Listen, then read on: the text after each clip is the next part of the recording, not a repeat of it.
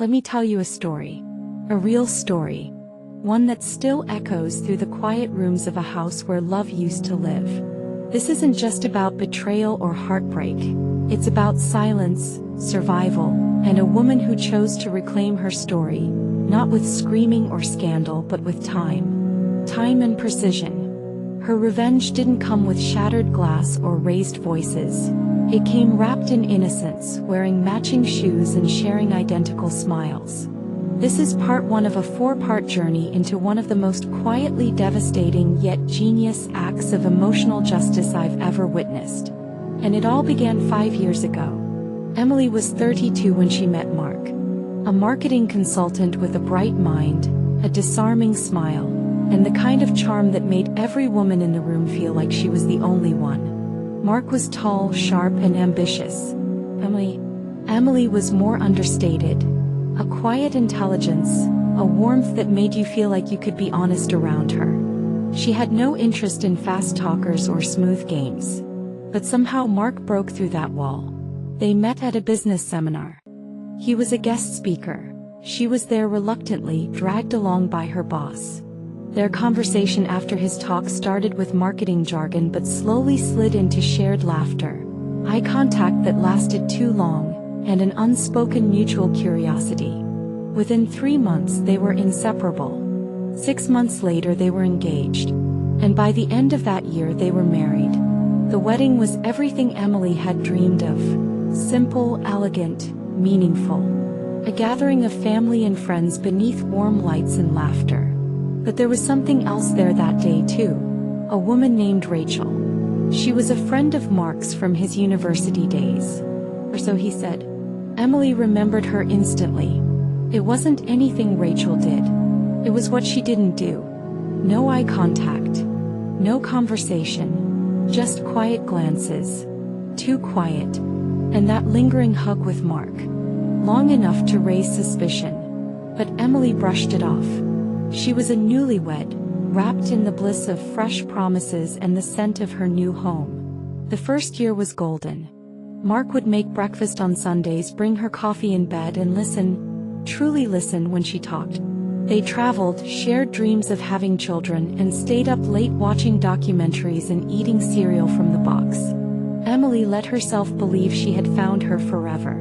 But forever began to rust in year 2. It started with late nights at work.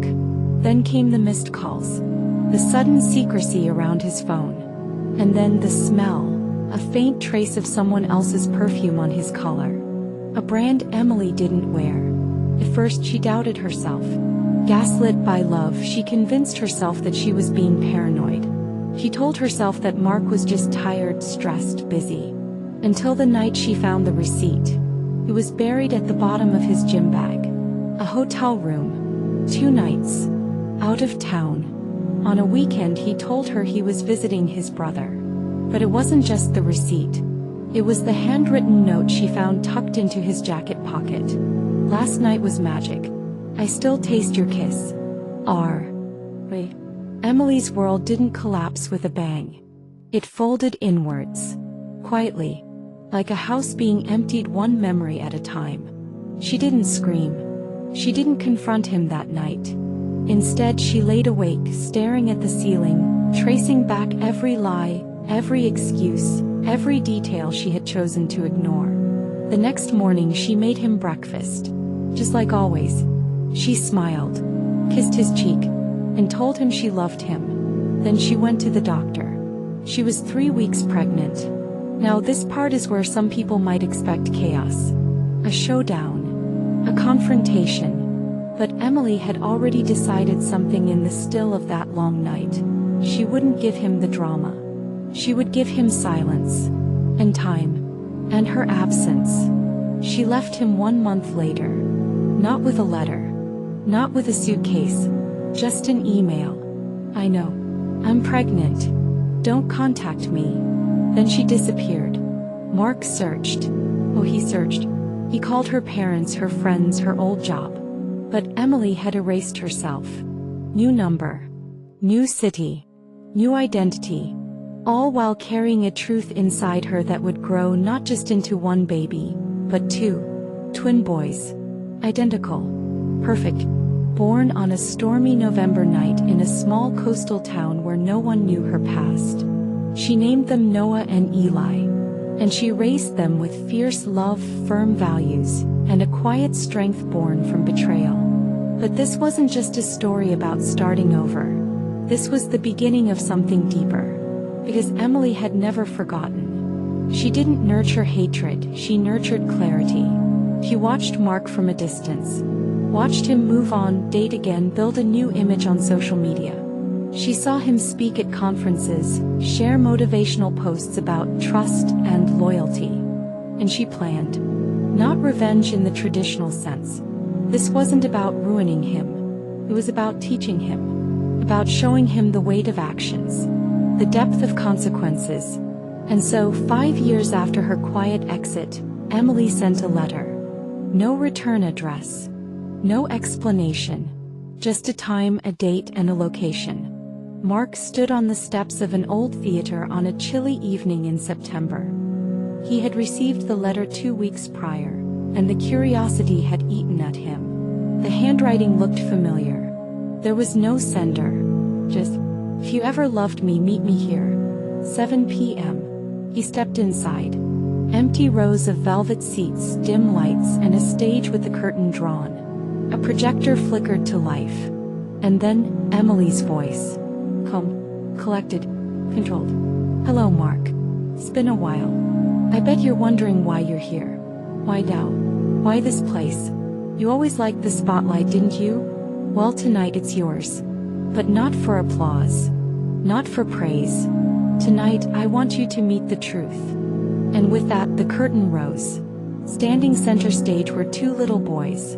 Dark hair, quiet eyes, and matching sweaters. Emily stepped forward slowly and took their hands. She looked directly at Mark. "Meet Noah and Eli. They're 5. Smart, funny kind. And they know who you are." Mark's breath caught in his throat. His knees buckled slightly. He opened his mouth, but no words came out. Emily let the silence sit. Let it do the work. Noah likes space documentaries. Eli wants to be a chef. They're both allergic to peanuts and they hate bedtime. They've seen your face. In photos. In videos. But this is the first time they're meeting you. So here's your moment. Fatherhood, or at least the chance to understand it. Mark stumbled forward, eyes flicking between the boys and the woman he once betrayed. And then, she added, "Before you ask, yes, they're yours. But whether you deserve to be their father, that's something they'll decide in time." That moment marked the beginning of something entirely unexpected. Mark didn't speak. For the first time in his adult life, he had no words. The man who could pitch $1 million idea, who could win over a boardroom with a charming smile, stood frozen like a ghost staring at the living. Emily didn't rush. She didn't coax or force the moment. She simply bent down and whispered something into the boys' ears. They nodded and stepped back, walking off stage and disappearing behind the curtain, just as silently as they had arrived. She turned back to Mark. "Sit." He obeyed. Not out of fear. Not even guilt. But something far more rare for a man like Mark. Respect. Emily stepped off the stage and sat across from him in the second row. Between them lay the aisle, wide and empty. Like a metaphor for the distance time had carved between their past and this surreal present. "I didn't bring them here for you," she said softly. "I brought them here for me. I needed to see your face. I needed to look in your eyes when I told you everything you lost." Mark swallowed hard. "They're really mine?" "Yes." "Why didn't you?" "You lost the right to ask questions the moment you lied to me. The night I found that note, I knew who you were. But I had to ask myself who I wanted to become. A woman broken by betrayal? Or a mother with purpose? I chose the latter." He rubbed his face, overwhelmed. "I looked for you. I tried.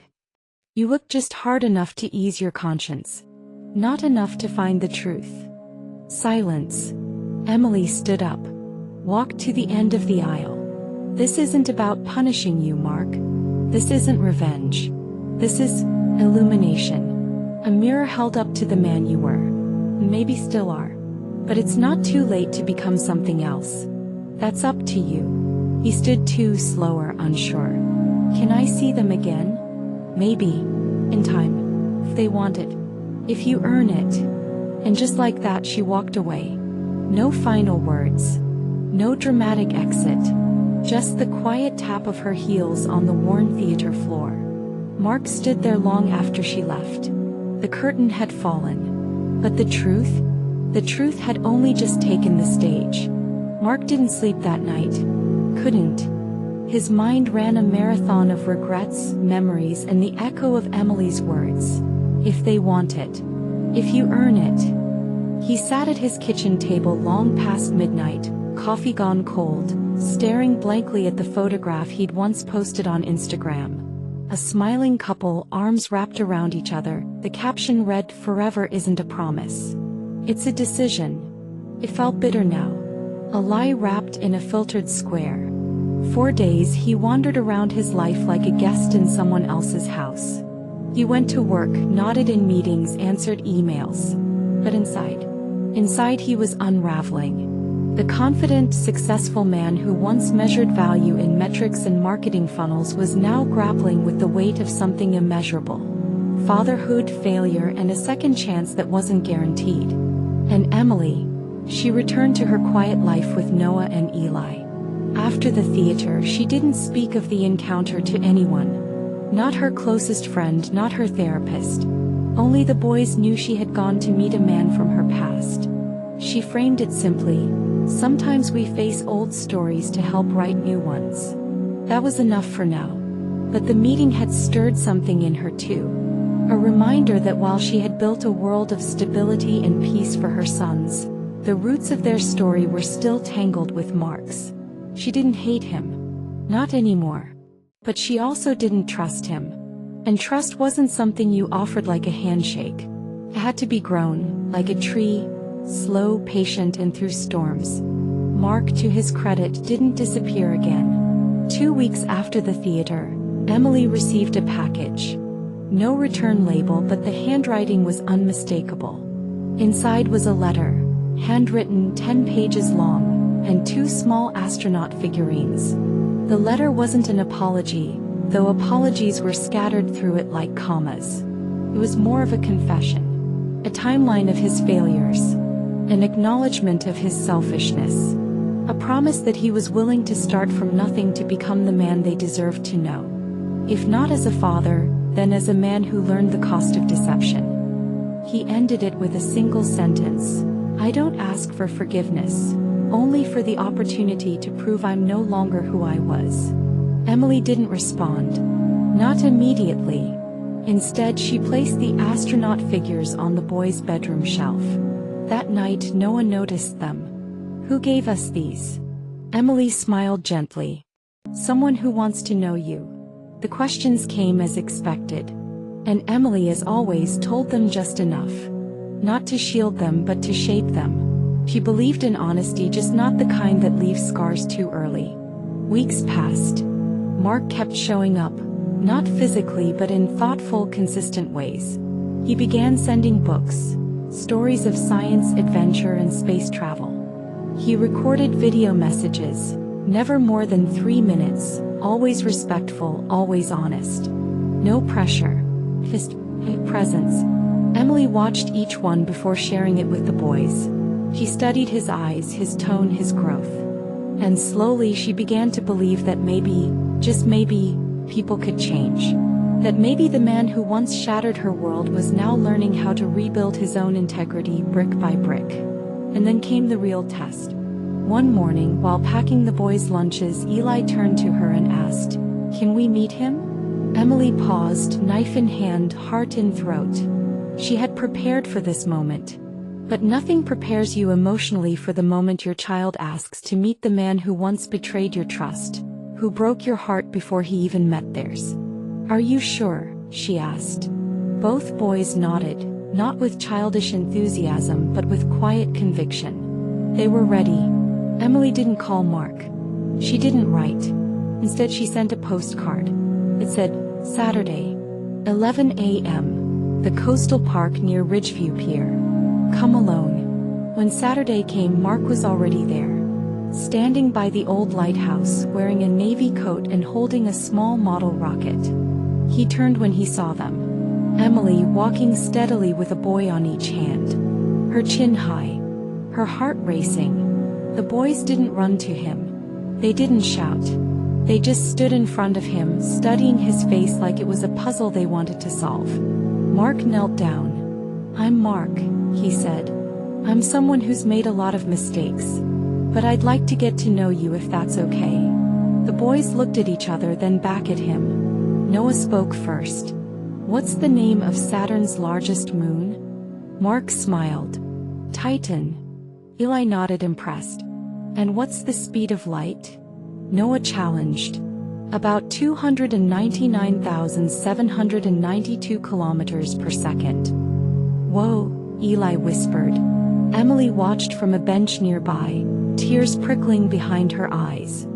Not from sadness, from the quiet beauty of beginnings. Honest beginnings. That afternoon they sat on a blanket and shared snacks. Talked about school, space, superheroes. Mark didn't try to force connection. He let it come naturally. And it did. The boys asked him questions. The kind children ask when they're trying to understand someone. "Do you have a dog? What's your favorite food? Were you scared when you saw us?" To that last one, Mark answered honestly. Yes. But also proud. They didn't understand all of what he meant. But they felt it. That mattered more.